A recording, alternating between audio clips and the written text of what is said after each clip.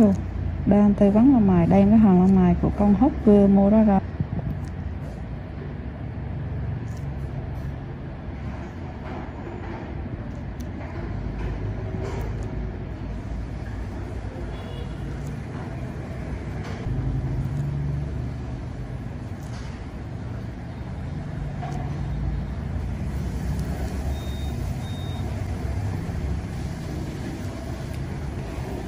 Cái mụn đó.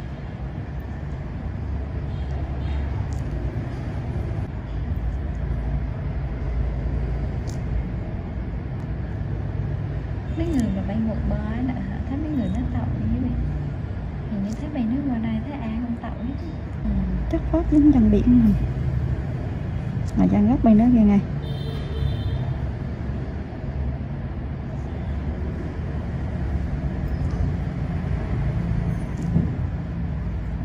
Nói chung mấy bạn đặt viên rồi tập vẽ đó. Mà họ vẫn vui vẻ. Nhưng mà làm sao mà cây cua có giống bồ công không? Cũng gắn cây bãi thì có mặt tràng nữa thành bồ công. Gắn cây đứa vẽ thì cái mặt tràng nữa cái là thành bồ công. Chứ gặp nhiều người lắm không chăng. Họ biết rồi nhưng mà họ vẫn ngồi cho vẽ. Tội chứ.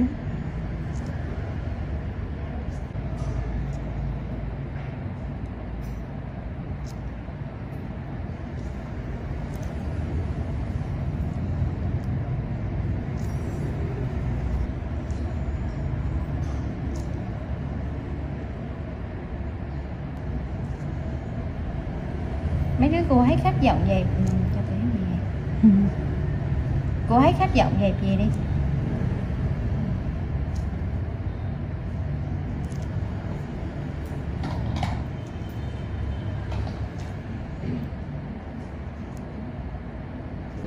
Trời 16 nữa.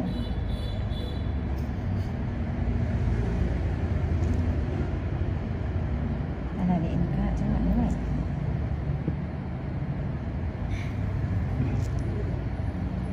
Biết là nước đó rồi. Họ mẹ.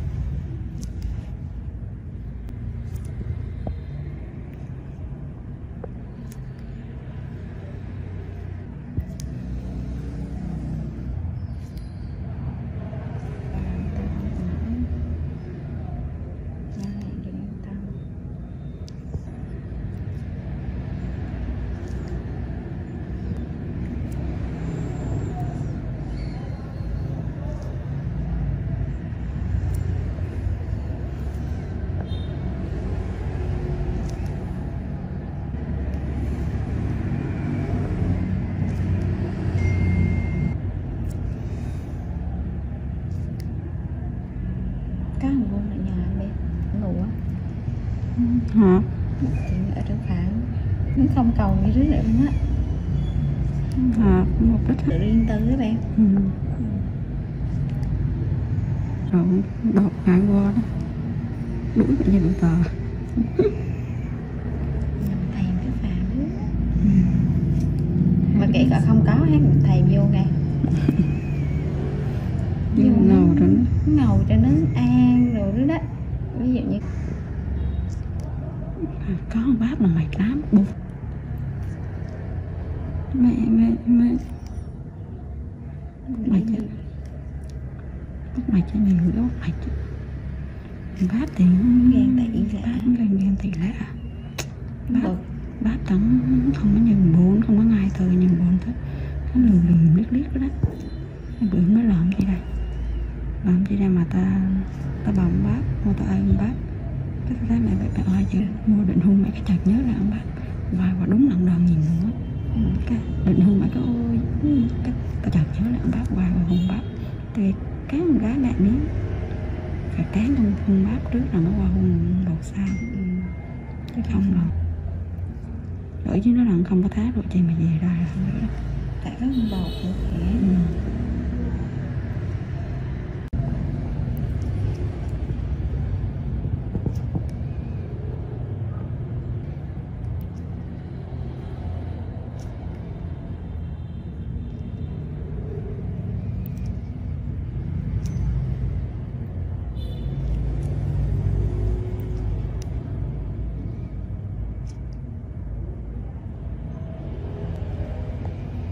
Mày biết rằng không, cái gọt chì rồi kìa, mấy đứa hát không biết tích.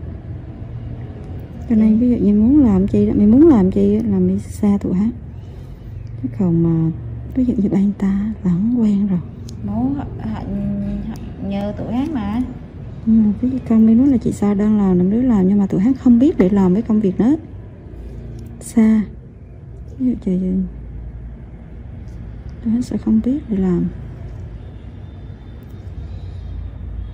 Năng là chị cũng ngồi ghép ảnh ghép đồ rồi đó.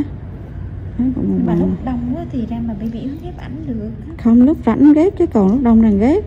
Phải phụ cho họ. Lúc đông ai biểu ghép rồi chứ. Cái lúc rảnh thì ghép thôi chứ còn. Chị biết mua cái máy đó ở mô đi nè.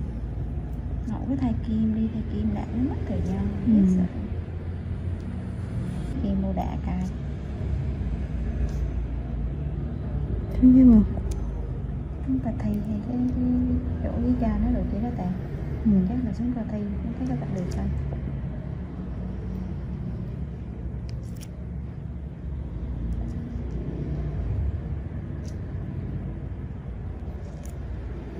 Vừa rồi chị Thảo đã đạt cái máy, cái loại này là máy cũ. Tại vì như bạn nói làm thiếu mình kiện tùm lum không. Nặng gì là mình đâu có nghĩ là máy cũ, chỉ có máy cũ bị thiếu rồi chứ máy cũ thiếu. Đúng rồi. Với lại làm chỉ có chị mà cầu một cái, với lại họ mua từ cái máy đan. Họ cũng nhiều lâu. Nhưng không nói là sẵn thảo một bùng đó.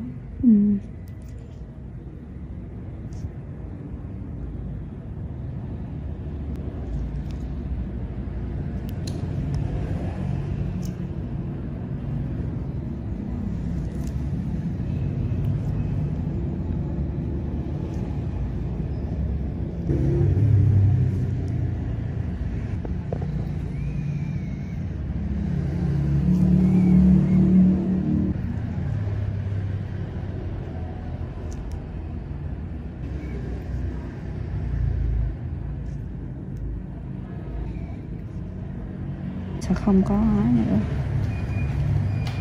Tại vì ở gần thì ví dụ như mấy đứa ở xa nha, Kiến thì ba đứa tranh thủ. Không nhất thiết phải là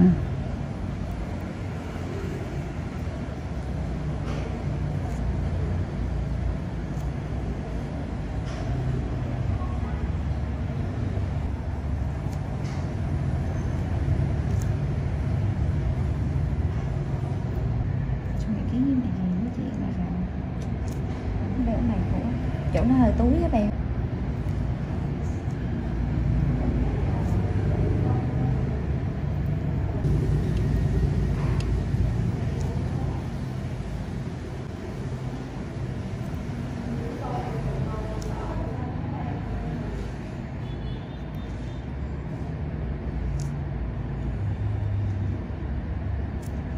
Nhân thấy cái vẽ lông mày được đúng không bác? Được thôi, dễ nhìn thôi. Chứ còn bà hạt cũng nhiều nữa. Đúng rồi, đương nhiên rồi. Và hắn có phím bên bên ngoài đấy.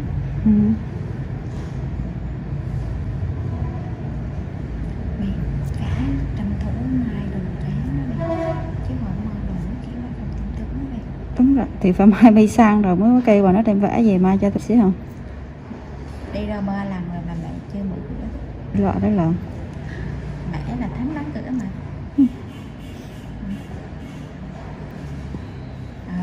Chứ tự nhiên đang làm bao nhiêu hăng đó cái trả đi chỗ khác. Cái trả ông lái là ông cho nhà thuốc nó làm sữa, ông trả nhà thuốc nó tiền mình thế nào.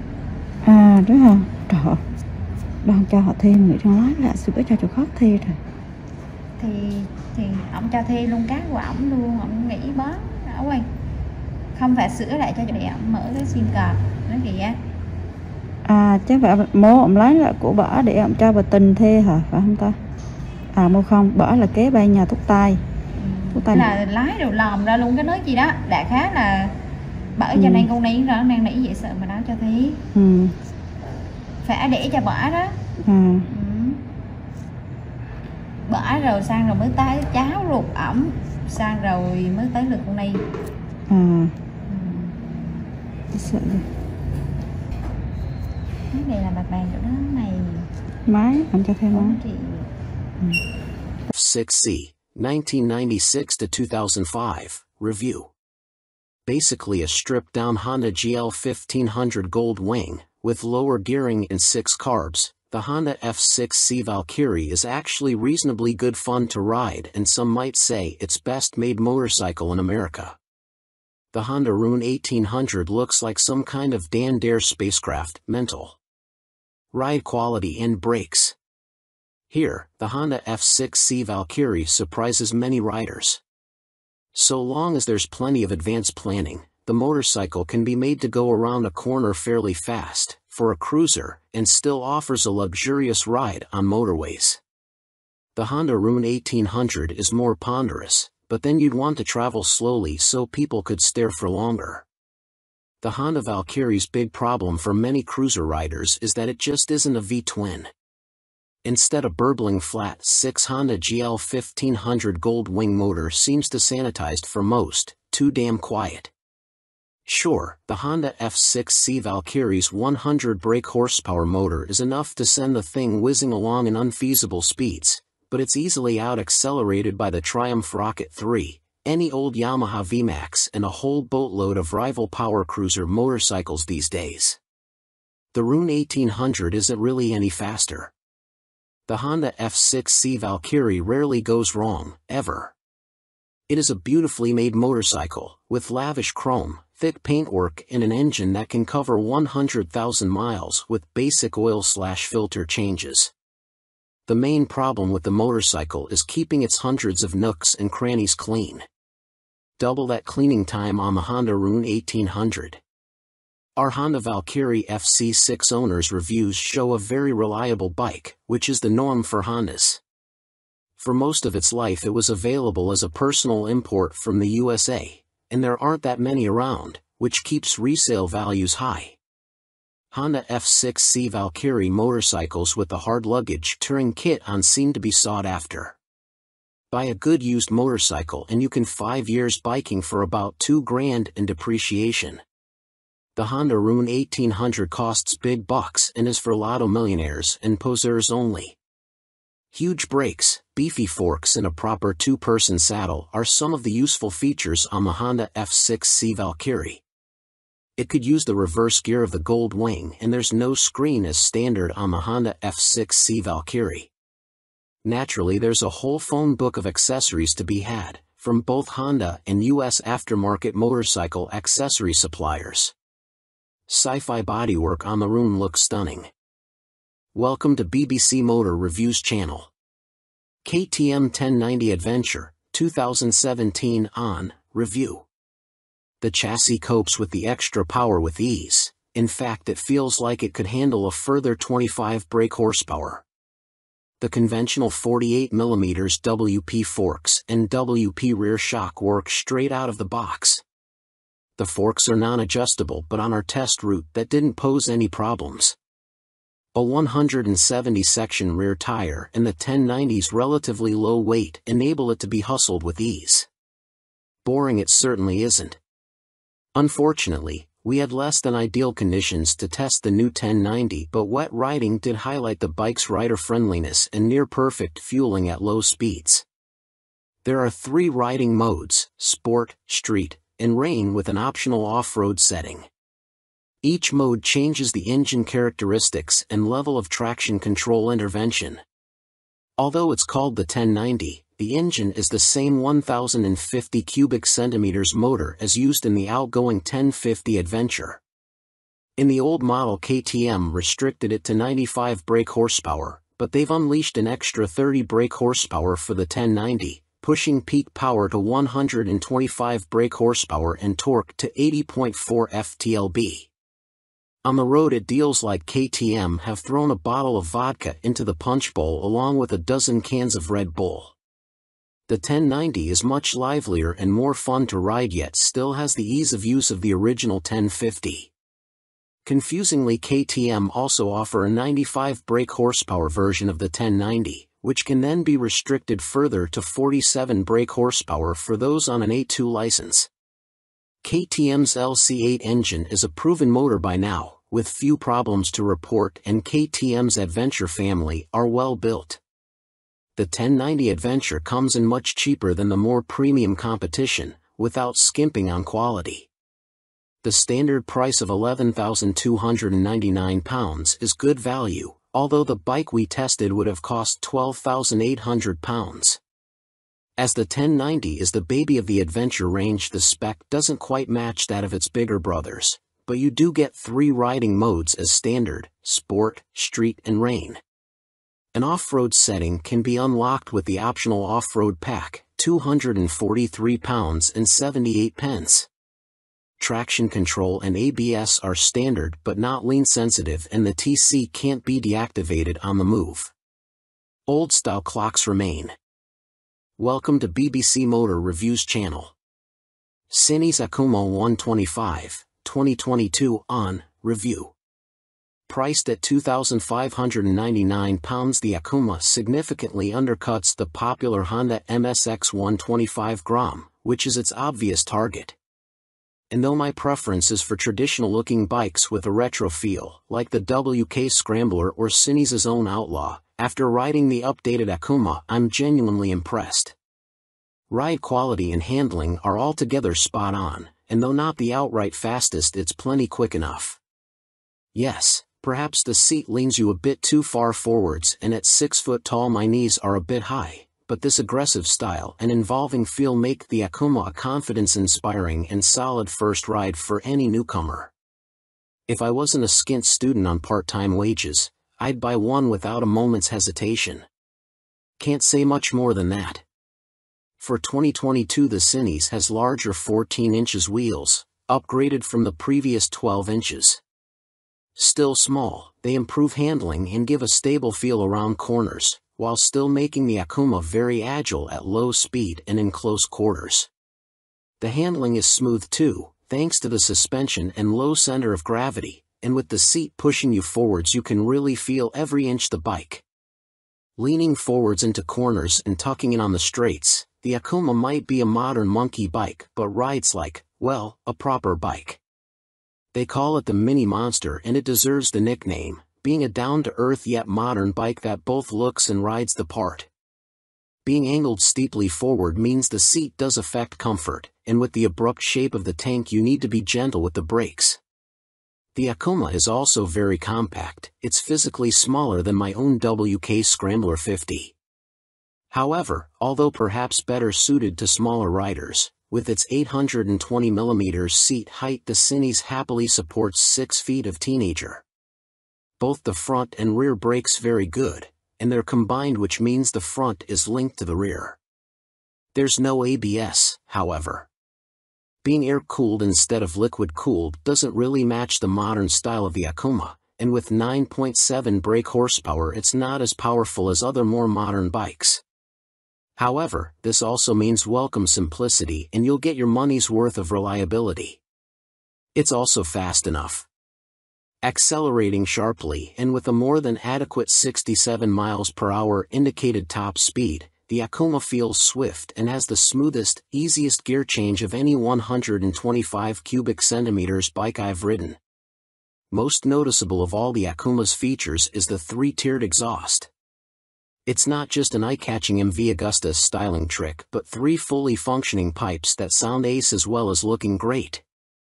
With aggressive shapes, new blacked-out finishes, steel trellis frame, which is non-structural, and its raised tank giving the look of an arched back and so resembling a big cat, go on, imagine, riding the Akuma makes me feel like I stand out from the crowd. Which is important for the teenage market. Switchgear, components and overall finish look and feel pretty good for a $2,500 bike. Some fasteners and smaller parts will need coating with anti-corrosion treatment for winter use, but that's true of some bikes costing 5 times as much. And overall the Cinis does a good job of disproving preconceptions about cheap, flimsy Chinese bikes. Honda's trendy MSX 125 Grom costs £3,849. Yes, it's a bit nicer finished than the Cinis and will hold its value better, but it's only got the same power, and the extra £1,300 over the Akuma can be a big ask for a cash-strapped teen. Benelli's TNT 125 is also made in China and costs the same as the Cinis. It's got a couple of horses more and a neat-looking trellis frame, but it's also a tad gaudy and in your face. Picking between them is as much down to their image and personal preference as anything else. Tech fan? You'll be interested to learn that the display now has multiple color options as well as brightness settings. At first, I thought it was just another knick-knack, however it is helpful especially in changing weather or when looking through a tinted visor. And it's like socks with days of the week on, every day can be a new color. The display is also crystal clear and comes with a small array of function as expected: time, trip, odometer. Something that I quite like are the large buttons that the Cinis uses. None of this tapping the wrong control malarkey, just big simple buttons, easy as you like. 2019, Cinis Akuma launched late in the year as a 2020 model. Modern monkey bike with air-cooled 4-stroke single and 12-inch wheels. 2022, upgraded with larger wheels, jazzy new clocks, plus more refined styling and colors. Replacing the stock bike's KYB suspension, the SP features Gen 2 Öhlins semi-active suspension, NIX 30 SV forks and a TTX 36 SV shock, which automatically controls the damping levels while leaving spring preload manually adjustable.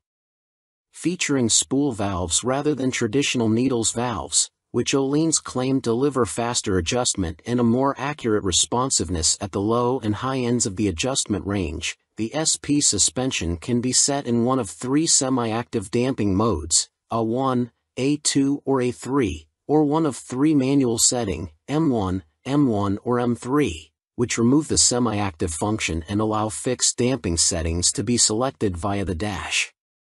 An incredibly impressive system, the semi-active suspension responds to undulations in the road surface instantly, smoothing them out and making the SP feel like it is gliding over the bumps.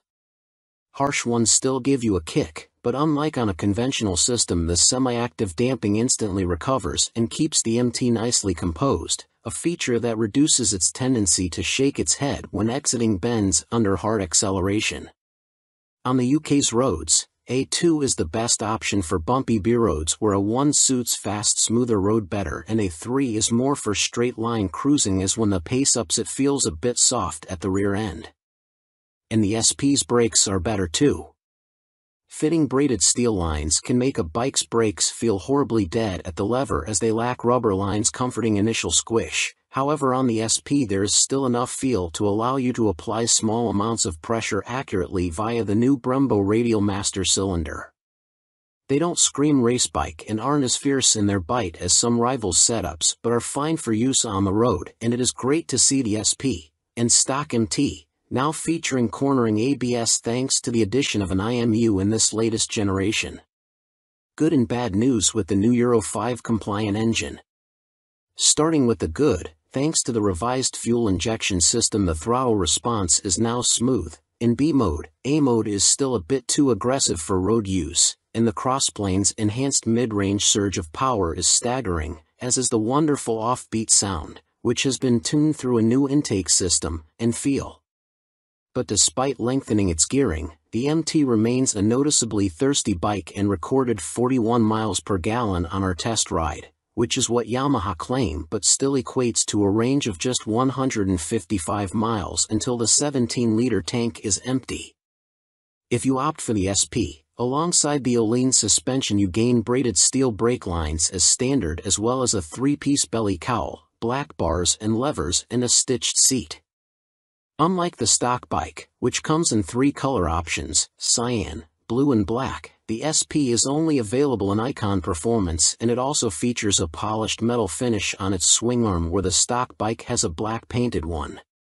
Everything else, including the engine and electronics package, is identical between the 2 MT10 models, which is good news for MT10 owners but a bit disappointing for SP owners who may feel like they deserve something extra to brag about aside from suspension. Which brings up the question of price.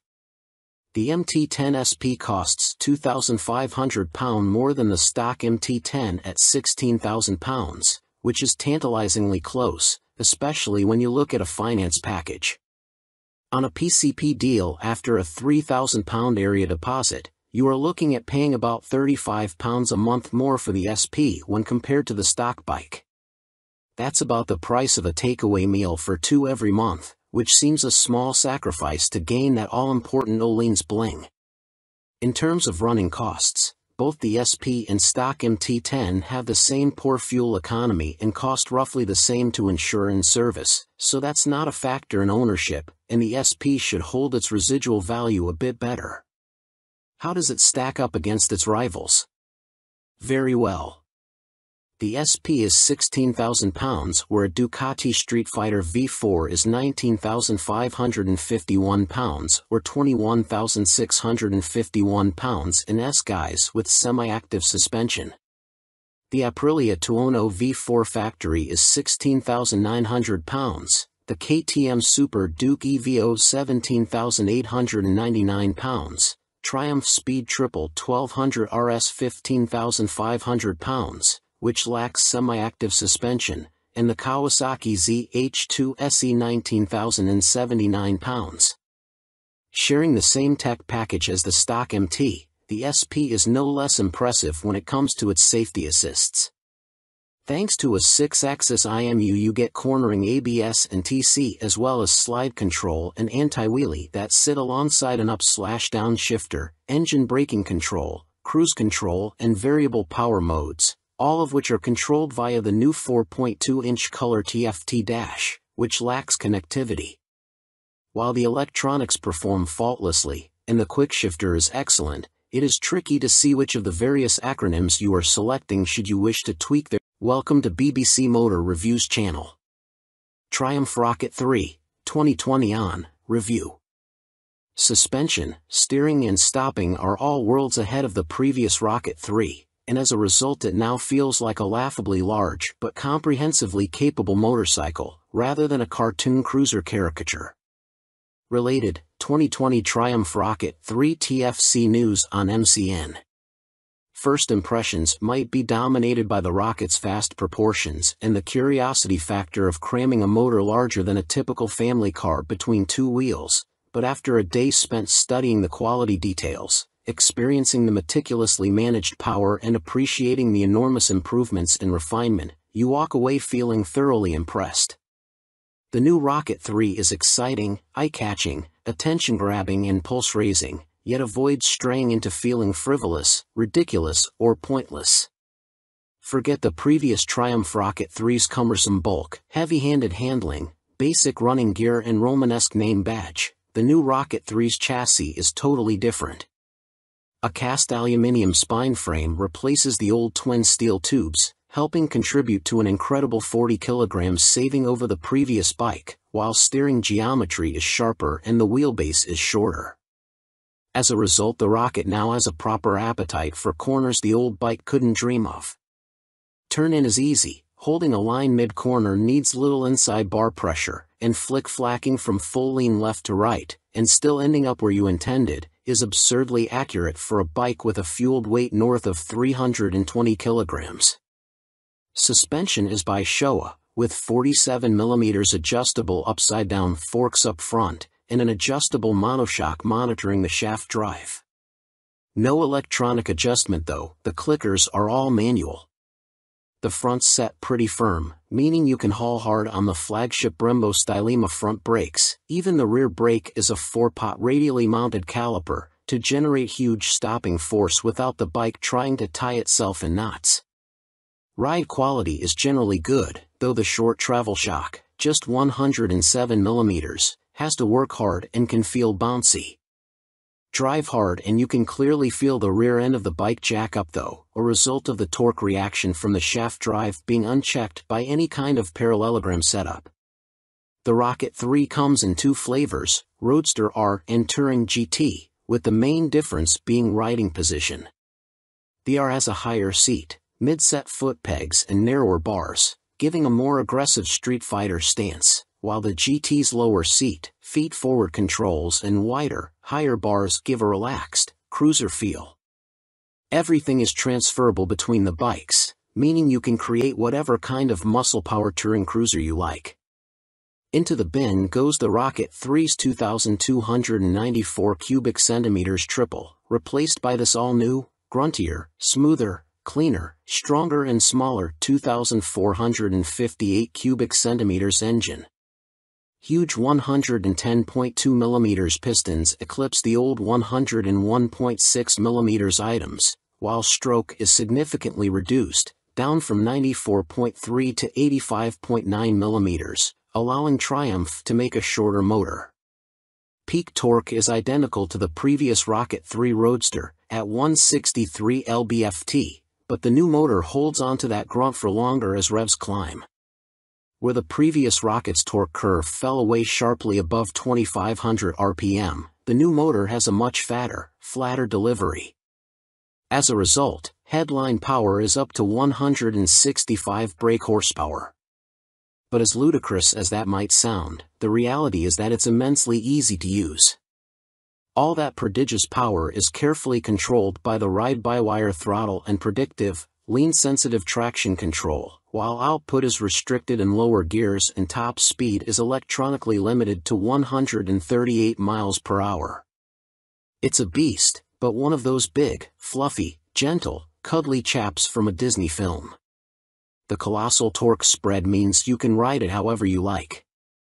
Plunk it in one gear and dip into the immense grunt from 2,500 to 5,500 RPM if you're feeling lazy, or chase the 7,000 RPM redline and work the new sweet-shifting 6-speed gearbox for maximum thrills. There's even an optional two-way quickshifter in Triumph's accessory catalog, if you like changing clutchlessly. It's a completely new machine from nose to tail, so only time and miles will deliver a verdict on reliability. Service intervals are set at a car like 10,000 miles, suggesting the motor is in a fairly mild state of tune and Triumph have confidence in it. Looking over the bike in the metal, everything appears high quality, as you'd expect for 20,000 pounds. The exhaust headers are a particular highlight, the welds look neat, while the hydroformed curves are apparently a huge pain to produce.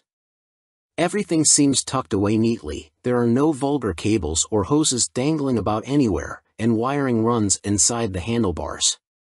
Details like the Monza-style petrol, coolant and oil filler caps are pleasing, while the clever flip-out pillion pegs are a neat design. Our Triumph Rocket 3 owners' reviews show there have been some issues for some buyers, in particular corrosion, electrical and mechanical problems. Seemingly the rear brake can often stop working, for example, and needs attention from a dealer. Have a good read through before going for a test ride. Clearly it's not a cheap bike, though an ultra-capacity extreme muscle cruiser never was going to be. The Rocket 3R is 19,500 pounds on the road, that includes almost all the gadgets, apart from the two-way quickshifter and the heated grips. The GT version, which includes the heated grips, a fly screen and a pillion backrest, is 20,200 pounds. Both are roughly on a par with Ducati's Diavel 1260S, 20,041 pounds. A Harley-Davidson Fat Bob 114 starts at 15,825 pounds, but doesn't have a fraction of the Triumph's tech, torque, pose or poise. If you want to go properly left field, a Moto Guzzi MGX21 is 19,999 pounds. Running costs probably won't be any kinder on the wallet. Triumph claimed the motor returns 41 miles per gallon, but our test ride suggests it's closer to 35 miles per gallon. That 240 section, 16-inch rear tire isn't cheap either. Picking the bike up in March, I have had a headlight replaced under warranty, main beam sticking on, and the second which has really put me off was the rear brake losing all braking power. It has been back to my dealer who changed the fluid for a better one but was told that Triumph know there is an issue and they are working on it. I thought anything to do with brakes on a 163 pounds of torque monster would be the #1 agenda. First service only. The fuel economy is not bad so far, 43 to 45 miles per gallon. That is with occasional spirited riding thrown in. 2 stars is because after 6 months I was offered £13,500 from the dealer to buy it back. Even WBAB offered considerably more, so not much faith in the brand and will likely be going back to BMW. Equipment. The Brembo brakes are top-notch. The stopping power and feel is superb, the ride comfort is less so. I am a big old guy and no matter how I try to adjust the rear suspension the ride is harsh on anything but smooth tarmac. The roads in Herefordshire where I live are amongst the worst in the UK and backache sets in after about 2 hours. I have purchased an Airhawk DS seat pad which has transformed the comfort but it's still not all day comfy like my old Rocket. The tank is so wide you have to ride legs apart which at motorway speeds the wind blast makes your hips ache trying to keep tucked in. In the end I made and fitted a pair of Perspex front fork air deflectors to solve the discomfort. I didn't go for the quick shifter or the navigation package as for me they don't offer much in the way of the overall riding experience. The TFT display is good but on some settings it is too fussy and hard to read. I opt for the screen that shows speed, revs, gear selection and fuel status. That's enough for me. There are a few niggles with this bike that could be better. The original screen doesn't give much wind protection and the rear hugger design is total crap. In the rain you get covered in road crud halfway up your back. I bought an aftermarket hugger which left some wiring exposed so I ended up fitting this over the top of the original hugger, problem solved. I purchased the accessory panniers and rear rack to give the bike some touring capability. These panniers are okay but are quite small and are not as rigid as I would have liked. The optional rear rack is stated as only good for 3 kilograms which means fitting my fully loaded Kuryakyn Grand Tour bag on the rear may be more than it can withstand. Guess I will soon find out as there is little room on the pillion seat. One of the best design features on this bike are the fold-away pillion foot pegs and the folding pannier mounts. If anyone is thinking about buying this bike for some serious touring then you will need a few aftermarket bits to iron out its touring limitations. Welcome to BBC Motor Reviews channel. Yamaha Fazer 600, 1998 to 2004, Review and Used Buying Guide. Related, Easy Fit Kit turns Yamaha Fazer 600 into retro race rep. In fact, since Yamaha stopped the FZS 600 Fazer's production in 2003, it has taken them until the launch of the Tracer 700 to replicate the Fazer's magic formula. However, in 1999 the Yamaha Fazer 600 was the best-selling bike in its class, and by 2002 the firm had sold over 83,000 units. There's a reason the Yamaha Fazer has such a strong following. As soon as its wheels start to turn you are right at home. It is ease personified and most of this warm feeling comes from the wonderful motor. With the Fazer, Yamaha got the basics right and that's what makes it such a great bike. The tank range is long, the seat comfortable, the fairing effective, the brake sharp and the motor strong in the mid-range and extremely reliable. The suspension may be a bit baggy, but if that's the Yamaha Fazer's only real fault 22 years after it was launched then that's not bad going. Useful Yamaha Fazer 600 specialists include www.foc-u.co.uk and yamahaclub.com. Read on for our full used buying guide. Ride quality and brakes. Launch impressions. When you push the Yamaha Fazer 600 to the limit, which is easy with those blue dot or 1 brakes up front, it dives a little bit and loads up the front end. It waggles a bit, but the handling is generally confidence-inspiring and if you take it steady you could ride to Budapest on a Yamaha FZS 600 Fazer and feel no severe aches or pains. Yamaha Fazer 600, what does it ride like now? With limited suspension adjustment, post-2000 models have variable damping in their forks. The Yamaha Fazer is a bit wobbly in the corners and the Sumitomo calipers shared with the R1 quickly overwhelm the forks when you brake hard. But where on some bikes this is an annoyance, on the Fazer it makes you giggle and adds to the amusement factor. There's just under 100 brake horsepower in the Yamaha FCS 600 Phasers detuned, Thundercat 600 cubic centimeters, 4-cylinder engine, and that's plenty for backroad fun, as well as motorway commuting if needs be. The Yamaha FCS 600 Phaser delivers its power in a wide spread, and the 6-speed gearbox is there if you feel like playing tag with sports bikes. Yamaha Phaser 600, what's the drivetrain like now? The inline-4 is beautifully smooth and has that lovely mid-range pull you get with an old long-stroke unit. It's not revvy or buzzy like the FC6's engine, it's just silky smooth and full of drive. The gearbox may be showing its age, the linkage is notoriously sloppy when worn, but it clunks into gear with a reassuringly solid feel, and the bike is more than happy to break the national speed limit when asked. The Yamaha Phaser is a fairly well-made motorcycle, and except for the black painted downpipes rotting away, or the brake calipers seizing up, the Yamaha Phaser doesn't suffer big problems. It can rack up very high miles with regular servicing. Apart from its thirst for fuel, it would make a great dispatcher's motorcycle. Yamaha Phaser 600 reliability. We've got a whopping 52 Yamaha Phaser 600 owners reviews on the site, and the bike scores 4.6 stars out of 5 overall, with the same score for build quality and reliability. This is an incredibly high score, meaning it's safe to say you can depend on the Phaser 600. Minor issues include the Phaser lacking more modern equipment such as more electronics, but this is an old bike now. You can't expect the world. Its value more than matches its spec. Yamaha Phaser 600 common problems. Early ignition barrels aren't very strong. Check it works smoothly and that the ignition key works the fuel cap and seat lock. The headlight bracket bends if the bike is in an accident and few people replace it, so always check the fairing looks square on the bike. The steel swing arm can trap water and rot around the chain adjusters, so inspect this area well for any obvious rust damage. The Phaser has a 110/70 front tire, and as a result tire choice is limited. You can fit a 120/70, but this can interfere with the mudguard. Yamaha Phaser 600, a mechanic's take. By Chris Spinks, Chief Instructor, Metropolis Training School.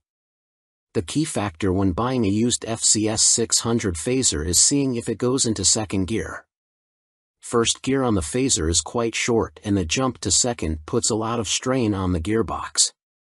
This can cause the second gear selector fork to bend, and that leads to a really stiff change and eventually a broken gearbox. On a cheap bike such as a used Phaser, that can write the bike off as replacing it is not economically viable, as a complete gasket kit costs £500. That said, when I destroyed my Phaser's gearbox on a track day, I bought a new motor for £400, and swapping them over was fairly simple. The sprocket retaining nut is a classic Phaser fault and well documented. The nut comes loose, the sprocket slides off the shaft and then sits on the threaded part of the output shaft. People think the clutch is gone and rev the motor, which causes the sprocket to strip all the threads off the shaft. You can slide the sprocket back on and spot weld it in place, but you need to be careful not to overheat the seals. As long as you fit the nut correctly using the locking washer, you should be fine, although Yamaha did release a deeper threaded nut and this sorts the issue. The lights on the Phaser are poor, but on the 1998 9 model the bulb vibrates and creates a white powder that fills up the lenses. This is impossible to remove and makes the light even worse. Some owners change the lume to convert the Phaser to twin headlights, which is very easy, but you need to tilt the main beam down or it will fail an MOT. After 15,000 miles the shock will be duff. I'd recommend getting the forks rebuilt and buying an aftermarket shock. Don't be tempted to go for a stiff fork springs. I've found softer ones works better. When it comes to the finish, the paint likes to flake off from the engine's fins, so don't jet wash the engine, and check the downpipes. The motor is totally bulletproof, but the cam chain tensioner can need changing and it is a nightmare to get to. At the end of the day, a well looked after Phaser is a brilliant buy and totally reliable. At the training school we would see them cover over 65,000 trouble-free miles with only oil changes. Extrema Makeover, Aprilia put the RS660 on a diet for a limited edition focused model. Alongside the surprise launch of their 2023 BX450, Bimota have shed more light on supercharged Tessie Tourer currently in development. Now officially called the Terra, we first caught glimpse of the bike as a basic design sketch at the 2021 EICMA show, with a spokesperson for the Rimini firm later confirming to MCN that it would be powered by the 4-cylinder motor found in Kawasaki's Ninja H2SX range. Never before have Bimota been present in this market segment, Bimota COO, Pierluigi Marconi, said in a statement. No one has this much fun and function in one package. The Terra is an attention grabber that will act like a halo for Bimota by attracting further consumer attention to our impressive vehicle lineup, he continued. Although details remain scarce, Bimota have gone into some depth on the new steering system, which sits diagonally between a front subframe and the front wheel. There are no front forks like a conventional motorcycle, which should aid front-end stability and the ability to trail brake into a corner. This is because braking forces are kept away from the front suspension, leaving it free to deal with bumps in the road. These systems can reduce front-end feel though. Until now, Tessies were only made for the sports segment, Marconi told MCN at EICMA 2021, we'd like to put the Tessie name to adventurers, tourers, and bikes like that. Our philosophy is to have two lines of bikes, he added. One is the Tessie line and one is for more traditional models. We like to follow the two concepts, because although a Tessie chassis has a lot of advantages, for some riders it is still too much of a novelty. Alongside the funny front end, Bimota have also confirmed that the Terra will receive semi-active suspension developed in partnership with Marzocchi. The ride height can also be adjusted either manually or electronically by 30 mm. Also expect to find 5-spoke forged alloy wheels too, which should help to keep unsprung mass down. It went from first sketch to full-size model in few months using computer-aided design, Marconi continued. You ride some bikes because you have to, but you ride these Bimota because you want to. Terra will appeal to enthusiasts of all ages because the design draws you in, and the performance keeps you there. Superior performance. Brough Step Up Aston Martin partnership with more powerful AMB 001 Pro. Luxury boutique brand Brough Superior have once again teamed up with supercar experts Aston Martin to create yet another outrageous, limited-run track day machine. The AMB 001 Pro made its debut at the EICMA trade show in Milan and follows in the footsteps of the first-generation €98,000 AMB 001. Which entered the public consciousness back in autumn 2019 and has since sold out. The standard track-only 001 features a turbocharged 997 cubic centimeters liquid-cooled V-twin engine that sits as a stressed member in the chassis. The 175 kilograms, dry, Pro uses a CNC machine version of this unit as a stressed member with a claimed 25% increase in power to 221.9 brake horsepower. There's also carbon fiber bodywork said to be inspired by Aston Martin's 1,000 brake horsepower Cosworth-built 6.5-liter V12 Valkyrie AMR Pro hypercar. The success of its predecessor, coupled with the incredible Aston Martin Valkyrie AMR Pro, inspired us to get together again to create a new superbike, one that we know will excite our customers, Brough Superior CEO Thierry Henriette said. We are particularly proud of the new engine type, with a crankcase fully machined from solid billet aluminium, which is a unique feature for a production motorcycle. With the marked increase in power, this takes AMB 001 Pro into the hyperbike sector. Machined from AL 5000 solid billet aluminium alloy, the uprated motor also gets a new cylinder design, with wet cylinder liners for greater cooling, which should help with the longevity over prolonged hard use. Limited to 88 units in total, the Pro will not be homologated for the road and will be built by hand at the Brough factory in Toulouse, France. Orders are now being taken, with the first deliveries expected in the final quarter of 2023. The bike shown at EICMA was a prototype. It's a beautifully simple formula.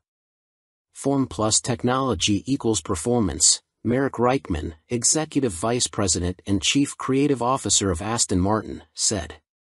We've achieved this fluidity again with BRAF Superior for those who desire a track superbike like none other. The rider is part of this moving sculpture and will literally feel as though they are part of the track when laying atop the AMB 001 Pro. But it's not all about engine performance. A quick glance at the side profile of the Pro reveals more extreme bodywork, with a more pronounced tail, winglets, and a rear carbon disc wheel design. There's still next to no front wind protection though, which could be unpleasant at speed and take away from the riding experience. Gone is the underslung exhaust exit from the standard 0012, with a single pipe on the right side of the bike protruding above the fat 200 section rear tire and shark-like aero wing. In a nod to Aston Martin's racing success, the 001 Pro features a striking jade green livery, with a blacked-out motor and suspension.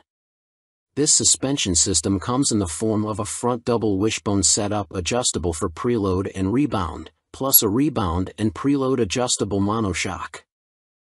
Naked Ambition, CF Moto unveil NKC22 concept.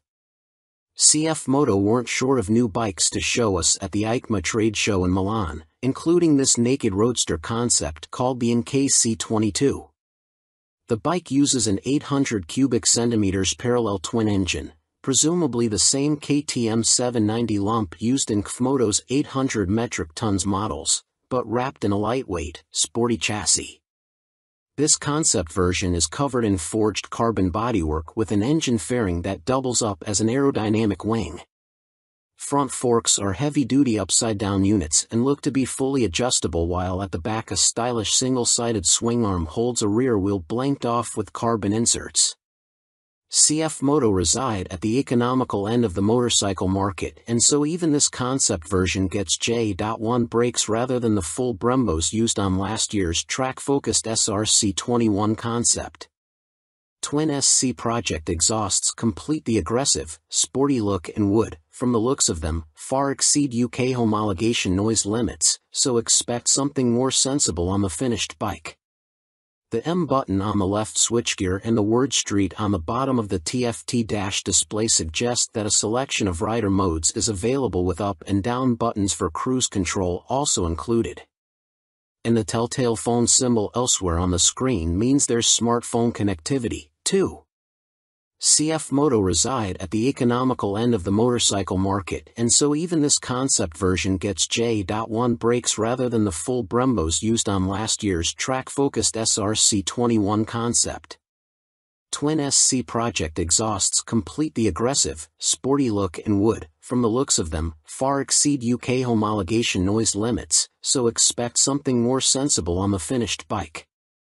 The M button on the left switchgear and the word Street on the bottom of the TFT dash display suggest that a selection of rider modes is available with up and down buttons for cruise control also included. And the telltale phone symbol elsewhere on the screen means there's smartphone connectivity, too. Naked Ambition, CF Moto unveil NKC22 concept. CF Moto weren't short of new bikes to show us at the EICMA trade show in Milan, including this naked roadster concept called the NKC22. The bike uses an 800 cubic centimeters parallel twin engine, presumably the same KTM 790 lump used in KFMoto's 800 metric tons models, but wrapped in a lightweight, sporty chassis. This concept version is covered in forged carbon bodywork with an engine fairing that doubles up as an aerodynamic wing. Front forks are heavy-duty upside-down units and look to be fully adjustable, while at the back a stylish single-sided swing arm holds a rear wheel blanked off with carbon inserts. CF Moto reside at the economical end of the motorcycle market, and so even this concept version gets J.1 brakes rather than the full Brembos used on last year's track-focused SRC21 concept. Twin SC Project exhausts complete the aggressive, sporty look and would, from the looks of them, far exceed UK homologation noise limits, so expect something more sensible on the finished bike. The M button on the left switchgear and the word Street on the bottom of the TFT dash display suggest that a selection of rider modes is available with up and down buttons for cruise control also included. And the telltale phone symbol elsewhere on the screen means there's smartphone connectivity, too. CF Moto reside at the economical end of the motorcycle market, and so even this concept version gets J.1 brakes rather than the full Brembos used on last year's track-focused SRC21 concept. Twin SC Project exhausts complete the aggressive, sporty look and would, from the looks of them, far exceed UK homologation noise limits, so expect something more sensible on the finished bike. The M button on the left switchgear and the word Street on the bottom of the TFT dash display suggest that a selection of rider modes is available with up and down buttons for cruise control also included. And the telltale phone symbol elsewhere on the screen means there's smartphone connectivity, too. Fantic released their first twin, the Caballero 700 Scrambler. Fantic has revealed their first modern-era twin-cylinder machine with a 700 cubic centimeters scrambler joining their Caballero range. Fantic are making the most of their partnership with Yamaha, announced at the beginning of 2021, as the bike uses the 689 cubic centimeters, liquid-cooled Euro 5 engine seen in the MT-07, Tenere 700 and R7. There has been no retuning of the CP2 twin either, as Fantic claim the Caballero will hit the showrooms in April next year, boasting 75 brake horsepower and around 50 lb.ft of torque, identical to the R7 and considerably more than the 40 brake horsepower and 31 lb.ft of torque of the Caballero 500 Scrambler. Elsewhere, the 700 sports the same 19 inches front and 17 inches rear, aluminium, spoked wheels as its small-capacity sibling. The engine sits in a single backbone-style frame made from CRMO steel attached to an aluminium swing arm, giving it a wheelbase of 1,460 mm, 35 mm longer than the 500 version. One of the most immediately obvious differences between the two capacity scramblers is the exhaust system. The new 2-1-2 setup runs under the engine, over the swing arm to exit in roughly the same position. Both machines have a seat height of around 830 mm. Connecting frame to wheel will be a 45 mm upside-down fork made by VRM Marzocchi. The Italian manufacturer also supplies the rear monoshock with preload adjustment. Brembo is the manufacturer of choice for the calipers, with a 4-piston unit gripping the 330 mm front disc and a 2-piston, 245 mm setup on the rear. In another first for Fantic, cornering ABS will be standard on the 700. The system will sense the bike's lean angle and fine-tune the braking response accordingly. Traction control also makes its debut to the Fantic lineup, with both rider aids and 3 rider modes, road, off-road and custom, manipulated via a 3.5 inches TFT display with Bluetooth connectivity. A 14-liter fuel tank may be a little on the small side, although the claimed 180 kg curb weight should prove competitive when it comes to commuting or a bit of backlane scratching. An expected price tag of around £9,000 may put some off, although stylish looks, proven engine and handling potential could tempt many. Stuart Prestige. By Stuart Prestige. All-weather rider with a penchant for long tours and hours in the saddle. You may also like. Honda released £30,000 limited edition McGuinness 100th TT Star Replica Fireblade SP. Who do you think you are, John McGuinness? Well, now you really can live out your TT fantasies, as Honda reveal they will build 30 examples of this CBR 1000RR Fireblade SP John McGuinness 100th TT Start Replica Edition in celebration of the road racing legend's phenomenal accomplishments on the island. The headline visual difference from the stock bike is the bold replica of the paint job John raced with for his 100th TT Start. But this is more than just a replica paint job, there's a whole host of other upgrades to add to the exclusivity. The stars align for me to be back on a Honda Fireblade for my 100th TT start, says McGuinness.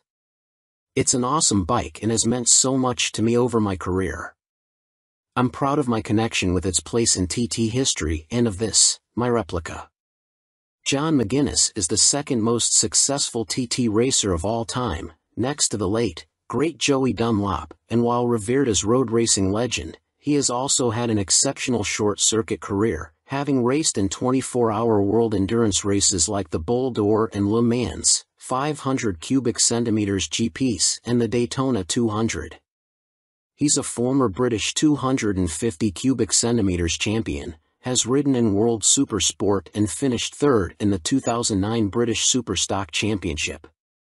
Making his TT debut in 1996, he won the Best Newcomer title in the 250 cubic centimeters class.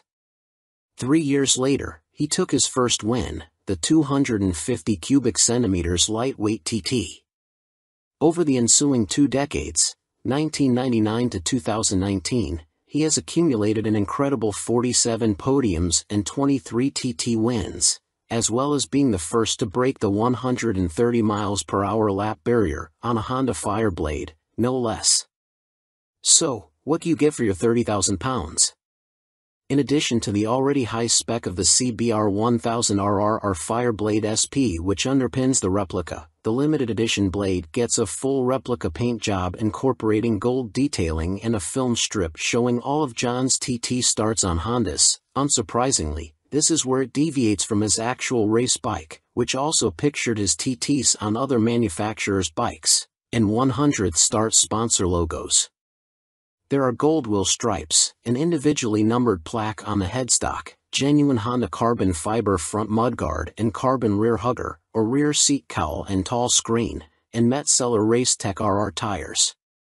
On startup there's a Ring of Fire screen animation as the display loads, and 30th anniversary logos on the smart key and laser engraved on the Akrapovic muffler, marking the machine's special place in Honda history.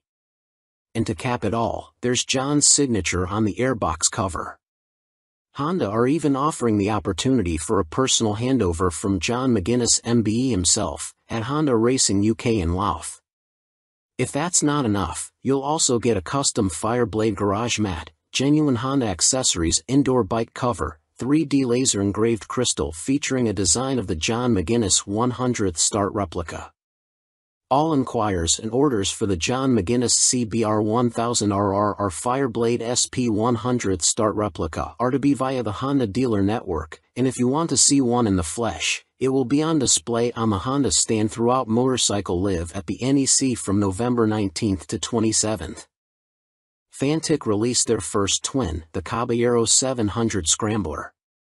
Fantic has revealed their first modern-era twin-cylinder machine with a 700 cubic centimeters Scrambler joining their Caballero range.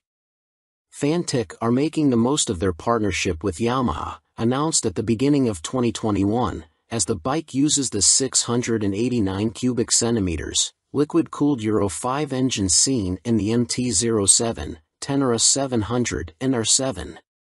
There has been no retuning of the CP2 twin either, as Fantic claim the Caballero will hit the showrooms in April next year, boasting 75 brake horsepower and around 50 lb.ft of torque, identical to the R7 and considerably more than the 40 brake horsepower and 31 lb.ft of torque of the Caballero 500 Scrambler. Elsewhere the 700 sports the same 19 inches front and 17 inches rear, aluminium, spoked wheels as its small capacity sibling. The engine sits in a single backbone-style frame made from CRMO steel attached to an aluminium swing arm, giving it a wheelbase of 1,460 mm, 35 mm longer than the 500 version. One of the most immediately obvious differences between the two capacity scramblers is the exhaust system. The new 2-1-2 setup runs under the engine, over the swing arm to exit in roughly the same position. Both machines have a seat height of around 830 mm. Connecting frame to wheel will be a 45 mm upside-down fork made by VRM Marzocchi. the Italian manufacturer also supplies the rear monoshock with preload adjustment. Brembo is the manufacturer of choice for the calipers, with a 4-piston unit gripping the 330mm front disc and a 2-piston, 245mm setup on the rear. In another first for Fantic, cornering ABS will be standard on the 700. The system will sense the bike's lean angle and fine-tune the braking response accordingly. Traction control also makes its debut to the Fantic lineup, with both rider aids and 3 rider modes, road, off-road and custom, manipulated via a 3.5 inches TFT display with Bluetooth connectivity. A 14-liter fuel tank may be a little on the small side, although the claimed 180 kg curb weight should prove competitive when it comes to commuting or a bit of backlane scratching. An expected price tag of around £9,000 may put some off, although stylish looks, proven engine and handling potential could tempt many. Stuart Prestige. By Stuart Prestige. All-weather rider with a penchant for long tours and hours in the saddle. You may also like 70s superbike stunner, MV Agusta Super Veloce 1000 Serie Oro. MV Agusta may not have been directly participating in the EICMA show in Milan last week, but it didn't stop them stealing the headlines with this stunning Super Veloce Serie Oro. The carbon-clad superbike uses the Brute Ale 1000RR as a base, meaning the same 998 cubic centimeters inline-4 producing a claimed 209.1 brake horsepower with a race kit installed. Inside this motor, you'll find a countershaft that rotates at twice the speed of the primary drive shaft with the aim of reducing vibrations and promoting faster cornering. You also get the same frame and single-sided swing arm, but now clad in carbon fiber bodywork inspired by MV's 1972 500 GP Racer. Sitting alongside the smaller, 3-cylinder Super Veloce 800, the Serie Oro is planned to hit dealers in the middle of next year at a price of approximately £50,000. In total, 40 elements of the bike are finished in carbon fiber, including a set of winglets that MV claim produce 39.2 kilograms of downforce at 199 miles per hour. You also get carbon fiber disc brake covers, which attempt to pay tribute to the drum brakes of old whilst also cooling the calipers, essential on a bike capable of such high speeds. MV Agusta also claim the design allows air to flow around the brakes towards the coolant and oil radiators for better temperature control. There are air vents along the carbon fairings, too. Despite the superbike credentials, the Serie Oro has deliberately been made more comfortable and less extreme than traditional circuit stars, and it features electronically adjustable Öhlins NIX forks for a high-quality ride. They are matched to an Öhlins TTX rear shock, which bolts directly to the swing arm. As you'd expect for a bike of this caliber, stopping power comes from premium Brembo Stylema monoblock calipers, which bite onto chunky front 320mm discs. You also get 5-spoke forged aluminium rims, and 4 under-seat exhausts, just unlike the company's landmark F4. In addition, there's a suite of lean-sensitive electronics, plus a 5.5 inches TFT color dash to control them, with the added option of mobile connectivity. Dan Sutherland. By Dan Sutherland. News editor, sports bike nut, and racing fan. You may also like Vmoto range grows, Super Soco owners launch 3 new urban models at EICMA 2022. Electric scooter manufacturer Vmoto, parent company of Super Soco, have had a busy year, releasing 3 new models at EICMA, including the 125 cubic centimeters comparable e-bike, the Vmoto Soco Stash. The release of the production model comes just a year after the unveiling of the prototype, with the bike so named due to its multifunctional storage compartment, housed in the fuel tank, large enough for a full-face helmet or other accessories. At its heart is an electric motor producing an average 8 kilowatts with a peak of 15 kilowatts. This propels the Vmoto Stash to a top speed of 75 miles per hour when the boost is deployed. 68 miles per hour is on tap without the boost. A 72V removable battery provides the juice and can be charged using a fast charger and a conventional 3-pin plug in 3.5 hours. Charging without the fast charger will take between 5 and 6 hours. No range specifications have been released, but expect it to have the same 30-mile capacity of the Super Soco TS Street Hunter, which has the same top speed capability. A newly designed swing arm pivots off a solid, lightweight frame, driving a 17-inch rear wheel. A 17-incher is also fitted on the front, and ABS disc braking is standard. A relatively tall seat height of 830 mm awaits the rider, and the Stash has a curb weight of 143 kilograms. The company also unveiled their first dirt bike-style machine, which weighs in at just 84 kilograms. The machine comes in two models, the Vmoto On-R, which comes with road tires, or the OFFR, which is equipped with knoblet tires. The On-R/OFFR can be set up in either L1 configuration, comparable to a 50 cubic centimeters machine, or L3, which mimics a 125 cubic centimeters. In the L3 iteration, the bike can reach speeds topping 50 miles per hour, while the L1 configuration limits the top end to just under 30 miles per hour. Vmoto claim a range of up to 90 miles with recharge times taking 2 hours for the L1 configuration and 3 hours for the speedier L3. A die-cast aluminium frame cradles the 8 kilowatts motor, producing a claimed 190 feet per pound of instant torque. A swing arm with a single rear damper secures the belt-driven, rear-spoked wheel. No retail price has been provided. The Vmoto Soco F01 scooter is, technically speaking, not a new bike, as it was available as part of a commercial fleet, but now will be available to the general public, the company also announced at EICMA. The urban commuter will, like the On/OFFR models, will be available as an L1 or L3 configuration. A 2 kilowatts or 4 kilowatts, L1 and L3, motor will get the rider up to a maximum speed of 27 miles per hour for the L1 and 45 miles per hour for the L3 model. Vmoto claim a range of between 50 and 60 miles dependent upon the setup and riding style. The charging time of the removable battery is 3.5 hours with a fast charger using a domestic 3-pin plug, or 6 hours without the fast charger. Coming in at 110 kilograms with a seat height of 855 millimeters, the F01 should prove a popular choice for city transportation. The F01 will be available in white, light or dark blue, red and black.